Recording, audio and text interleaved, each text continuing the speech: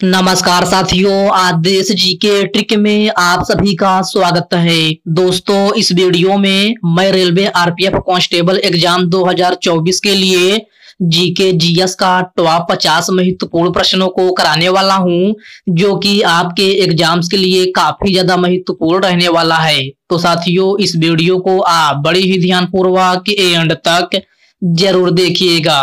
तो साथियों, आज का पहला प्रश्न है, भारतीय राष्ट्रीय कांग्रेस द्वारा पूर्ण स्वराज की मांग किस अधिवेशन में की गई थी? ऑप्शन है लखनऊ अधिवेशन, कोलकाता अधिवेशन, लाहौर अधिवेशन या फिर ऑप्शन डी है बंबई अधिवेशन।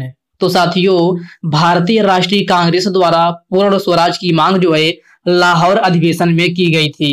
राइट आंसर ऑप्शन सी हो जाएगा, लाहौर अधिवेशन। नेक्स्ट क्वेश्चन है ये, भारत की पहली जनगणना निम्नलिखित में से किसके शासनकाल में हुई थी? Lord Mayo, Lord Lytton, Lord Cornwallis या फिर विलियम बेंटिक। तो साथियों, भारत की पहली जनगणना जो है लॉर्ड मेयो के शासनकाल में हुई थी। राइट आंसर ऑप्शन ए हो जाएगा, लॉर्ड मेयो। और साथियों, भारत में पहली बार जनगणना कब हुई थी? तो भारत में पहली बार जनगणना जो है 1872 ईस्वी में लॉर्ड मेयो के शासनकाल में हुई थी। ओके फ्रेंड्स, नेक्स्ट क्वेश्चन है ये, पानीपत का प्रथम युद्ध निम्नलिखित में से किसके बीच हुआ था? तो साथियों, पानीपत का प्रथम युद्ध जो है बाबर और इब्राहिम लोदी के बीच में हुआ था। राइट आंसर ऑप्शन डी हो जाएगा, बाबर और इब्राहिम लोदी के बीच में। और साथियों, पानीपत का प्रथम युद्ध कब हुआ था? तो पानीपत का प्रथम युद्ध जो है आपका 1526 ईस्वी में हुआ था। कब? 1526 ईस्वी में।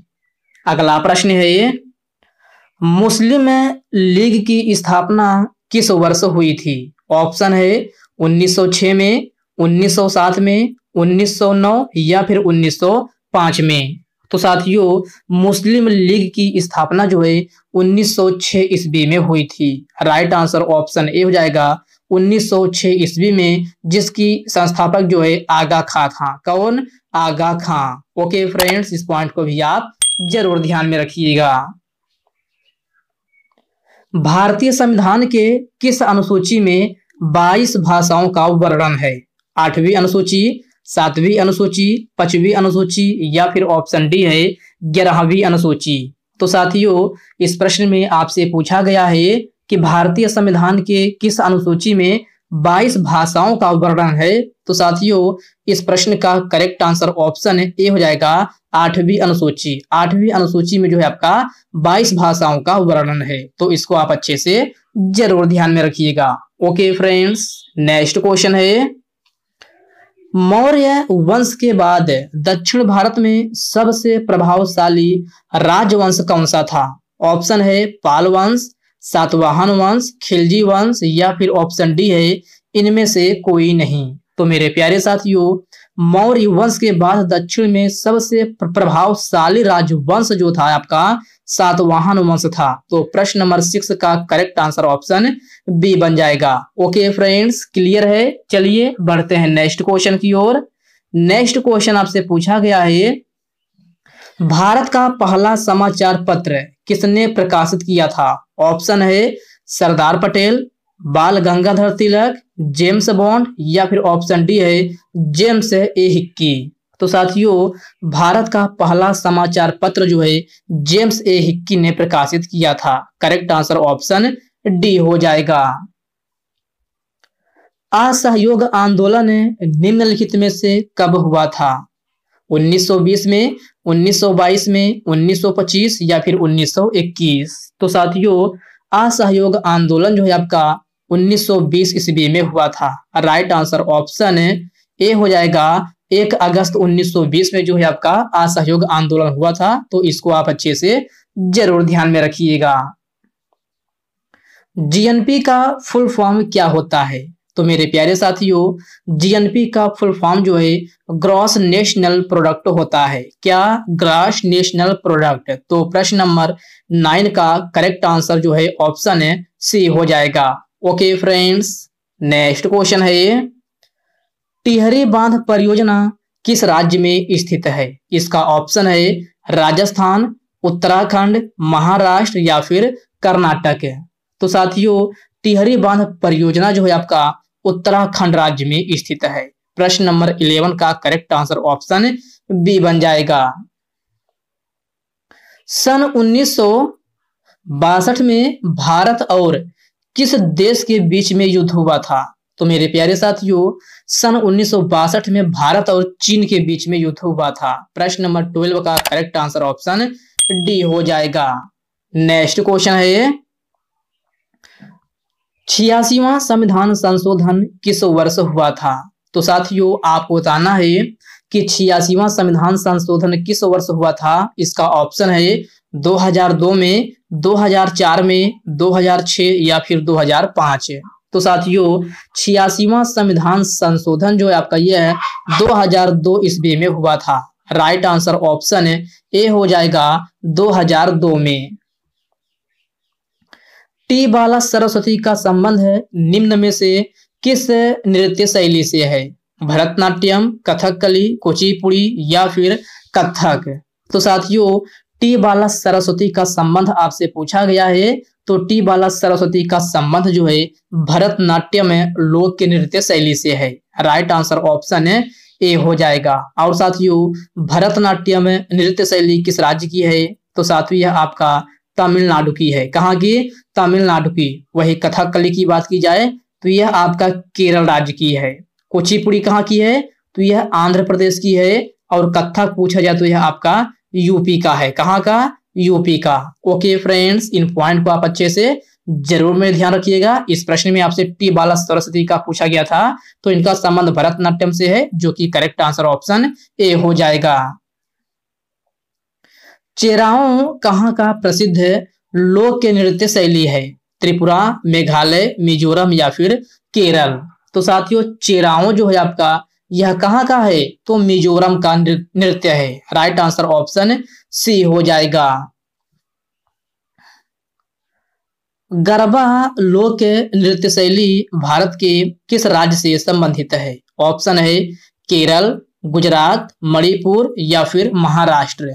तो मेरे प्यारे साथियों गरबा जो है यह आपका गुजरात राज्य का प्रमुख लोक नृत्य शैली है। तो प्रश्न नंबर 16 का करेक्ट आंसर ऑप्शन बी बन जाएगा। ओके फ्रेंड्स, क्लियर है। चलिए बढ़ते हैं नेक्स्ट क्वेश्चन की ओर।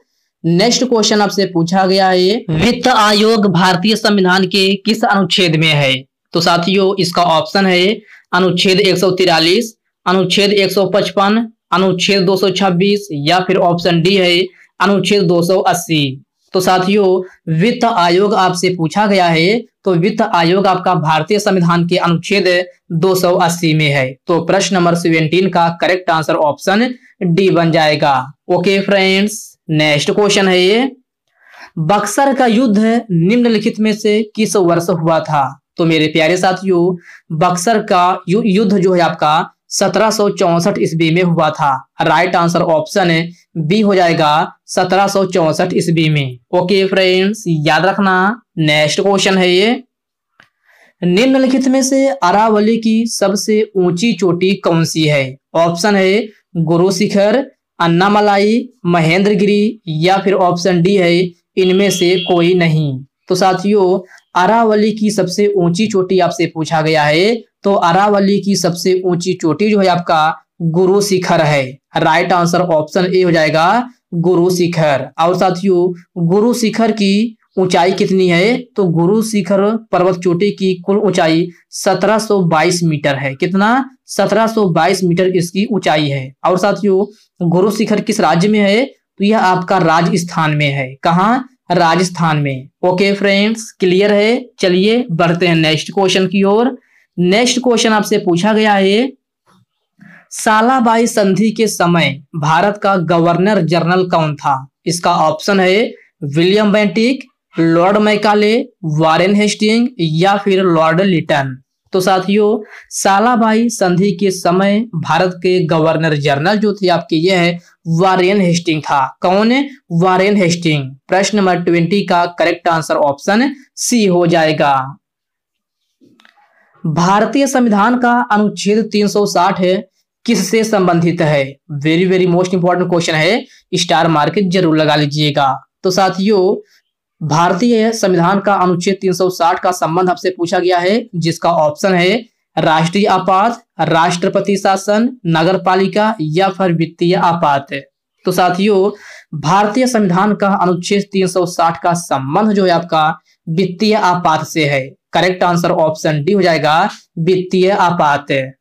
अगला प्रश्न है ये, जनवरी 2022 में पद्मश्री से सम्मानित अर्जुन सिंह धुर्वे का संबंध किस नृत्य से है? तो साथियों, इनका संबंध जो है बैगा नृत्य से है। राइट आंसर ऑप्शन ए हो जाएगा। अगला प्रश्न है ये, सबसे कम उम्र में दोहरा शतक मारने वाले भारतीय खिलाड़ी कौन हैं? तो साथियों, सबसे कम उम्र में दोहरा शतक मारने वाले भारतीय खिलाड़ी शुभमन गिल हैं। राइट आंसर ऑप्शन सी हो जाएगा, Shubman Gill.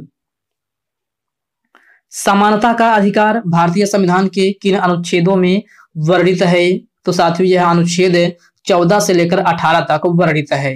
Right answer option B हो जाएगा, अनुच्छेद 14 से लेकर 18 तक। केन निम्नलिखित में से किसकी सहायक नदी है? ऑप्शन है यमुना, गोदावरी, चंबल या फिर कावेरी। तो साथियों, केन जो है आपका यह है यमुना नदी की प्रमुख सहायक नदी है। राइट आंसर ऑप्शन ए हो जाएगा, यमुना नदी। पानीपत का तृतीय युद्ध कब हुआ था? ऑप्शन है 14 जनवरी 1761, 14 जनवरी 1760, 12 जुलाई 1761 या फिर ऑप्शन डी है 16 जुलाई 1556। तो साथियों, पानीपत का तृतीय युद्ध जो है आपका यह है 14 जनवरी 1761 ईस्वी में हुआ था। प्रश्न नंबर 26 का करेक्ट आंसर ऑप्शन ए हो जाएगा। वर्ष 2023 तक सबसे कम साक्षरता दर वाला राज्य कौन सा है? केरल, मणिपुर, मेघालय या फिर बिहार। तो साथियों, वर्ष 2023 तक सबसे कम साक्षरता दर वाला राज्य आपका बिहार राज्य है। प्रश्न नंबर 27 का करेक्ट आंसर ऑप्शन डी हो जाएगा। और सबसे अधिक साक्षरता वाला पूछा जाए तो सबसे अधिक साक्षरता वाला आपका केरल है। अगला प्रश्न है ये, वर्ष 2022 के कुश्ती में स्वर्ण पदक निम्न में से किसने जीता है? तो साथियों, वर्ष 2022 के कुश्ती में स्वर्ण पदक आपका अमन सहरावत ने जीता है। राइट आंसर ऑप्शन ए हो जाएगा, अमन सहरावत। खिलजी वंश का शासनकाल निम्नलिखित में से कब तक था? तो साथियों, खिलजी वंश का शासनकाल जो है आपका 1290 से लेकर के 1320 ईस्वी तक था। प्रश्न नंबर 29 का करेक्ट आंसर ऑप्शन बी हो जाएगा। हरिजन सेवक संघ की स्थापना निम्नलिखित में से किसने की थी? देवेंद्रनाथ टैगोर, सुभाष चंद्र बोस, महात्मा गांधी या फिर बाल गंगाधर तिलक। तो साथियों, हरिजन सेवक संघ की स्थापना आपका महात्मा गांधी जी ने की थी। राइट आंसर ऑप्शन सी हो जाएगा। कब की थी? तो 1932 ईस्वी में की थी। इस पॉइंट को भी आप जरूर में ध्यान रखिएगा। चलिए बढ़ते हैं नेक्स्ट क्वेश्चन की ओर। नेक्स्ट क्वेश्चन आपसे पूछा गया है, तारीख ए फिरोजशाही नामक पुस्तक के लेखक कौन है? तो मेरे प्यारे साथियों, तारीख ए फिरोजशाही नामक पुस्तक के लेखक जो है आपका जियाउद्दीन बर्नी है। राइट आंसर ऑप्शन ए हो जाएगा, जियाउद्दीन बर्नी। वेनसांग निम्नलिखित में से किसके शासनकाल में भारत आया था? तो साथियों, वेनसांग जो है हर्षवर्धन के शासनकाल में भारत आया था। राइट आंसर ऑप्शन ए हो जाएगा, हर्षवर्धन। अनुष्का शंकर का संबंध किस वाद्य यंत्र से है? ऑप्शन है संतूर, तबला, सितार या फिर बांसुरी। तो साथियों, अनुष्का शंकर का संबंध जो है आपका यह है सितार वाद्य यंत्र से है। राइट आंसर ऑप्शन सी हो जाएगा, सितार वाद्य यंत्र से। कुंभी लोक नृत्य शैली किस राज्य से संबंधित है? इसका ऑप्शन है उत्तर प्रदेश, मध्य प्रदेश, राजस्थान या फिर आंध्र प्रदेश। तो साथियों, कुंभी लोक नृत्य शैली जो है आपका यह आंध्र प्रदेश राज्य से संबंधित है। प्रश्न नंबर 34 का करेक्ट आंसर ऑप्शन डी हो जाएगा। अगला प्रश्न है ये, हेमिस त्योहार निम्न में से कहाँ मनाया जाता है? तो साथियों, हेमिस त्योहार जो है आपका लद्दाख में मनाया जाता है। राइट आंसर ऑप्शन ए हो जाएगा लद्दाख में। कौन से अनुच्छेद में यह प्रावधान है कि भारत का संसद द्विसदनात्मक है? तो साथियों प्रश्न नंबर 36 में आपसे पूछा गया है कि कौन से अनुच्छेद में यह प्रावधान है कि भारत का संसद द्विसदनात्मक है? तो इसका करेक्ट आंसर ऑप्शन है डी हो जाएगा अनुच्छेद 79। अगला प्रश्न है, किस सोडियम का प्रयोग खाद्य परिरक्षक के रूप में किया जाता है? तो साथियों खाद्य परिरक्षक के रूप में सोडियम बेंजोएट का प्रयोग किया जाता है। राइट आंसर ऑप्शन बी हो जाएगा सोडियम बेंजोएट का। C6H5 2CO किसका रासायनिक सूत्र है? ऑप्शन है एसिटोफिनोन, ब्यूटेनॉल, बेंजोफिनोन या फिर एथेनॉल। तो साथियों C6H5 2CO का रासायनिक सूत्र जो है किसका रासायनिक सूत्र है? तो ये आपका बेंजोफिनोन का रासायनिक सूत्र है। करेक्ट आंसर ऑप्शन सी हो जाएगा। होजगिरी नृत्य शैली किस राज्य से संबंधित है? त्रिपुरा, केरल, असम या फिर तमिलनाडु। तो साथियों होजगिरी नृत्य शैली जो है आपका त्रिपुरा राज्य से संबंधित है। राइट आंसर ऑप्शन ए हो जाएगा त्रिपुरा राज्य से। जहां सबसे अधिक वर्षा होती है वह किस हिमालय श्रेणी के अंतर्गत आता है? तो मेरे प्यारे साथियों इस प्रश्न का करेक्ट आंसर ऑप्शन सी हो जाएगा पूर्वी खासी। ओके फ्रेंड्स, अगला प्रश्न है, शिवमणि का संबंध निम्न में से किस वाद्य यंत्र से है? ऑप्शन है बांसुरी वादक, संतूर वादक, बीड़ा वादक या फिर ऑप्शन डी तबला वादक। तो साथियों शिवमणि का संबंध आपसे पूछा गया है जिनका संबंध जो है तबला वाद्य यंत्र से है। तो 41 प्रश्न का करेक्ट आंसर ऑप्शन डी बन जाएगा। नाना साहब किस मराठा शासक के पुत्र थे? बहादुर शाह जफर, पेशवा बाजीराव द्वितीय, नरसिंह वर्मन द्वितीय या फिर ऑप्शन डी इनमें से कोई नहीं। तो साथियों नाना साहब जो है आपका यह है पेशवा बाजीराव द्वितीय के पुत्र थे। करेक्ट आंसर ऑप्शन बी बन जाएगा। ओके फ्रेंड्स, क्लियर है। चलिए बढ़ते हैं नेक्स्ट क्वेश्चन की ओर। नेक्स्ट क्वेश्चन आपसे पूछा गया है, मौलिक कर्तव्य किस समिति की सिफारिश पर पाई गई थी?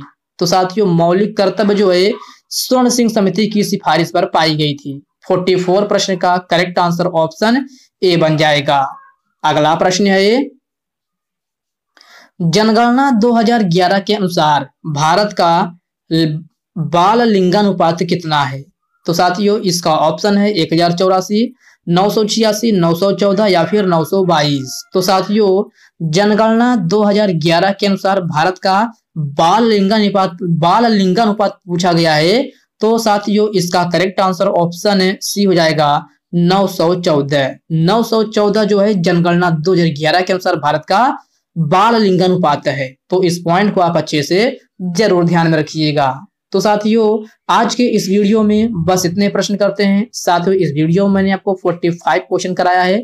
तो साथियों यह वीडियो आपको कैसी लगी आप कमेंट बॉक्स में कमेंट करके अपना फीडबैक जरूर दीजिएगा। और साथियों यह वीडियो आपके लिए थोड़ा हेल्पफुल लगा हो तो इस वीडियो को लाइक कर दीजिए, अपने साथियों के साथ शेयर कीजिए। फ्रेंड्स अभी तक आप चैनल को सब्सक्राइब नहीं किए हैं तो आप जो है चैनल को सब्सक्राइब करके बेल आइकन को जरूर से जरूर प्रेस कर लीजिएगा। तो चलिए साथियों इसी के साथ हम मिलते हैं किसी नेक्स्ट वीडियो में। तब तक के लिए जय हिंद दोस्तों।